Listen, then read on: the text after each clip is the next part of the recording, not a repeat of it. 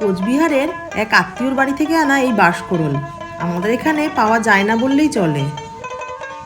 আগে যদিও কখনো বানানোর বা খাওয়ার সুযোগ হয়নি।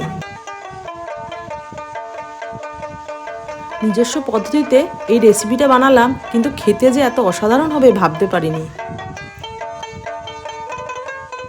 আর ব্যাকগ্রাউন্ডে বাজতে থাকা এই দোতারার আওয়াজটি আমার সেই আত্মীয় বাড়িরই একজনের বাজানো।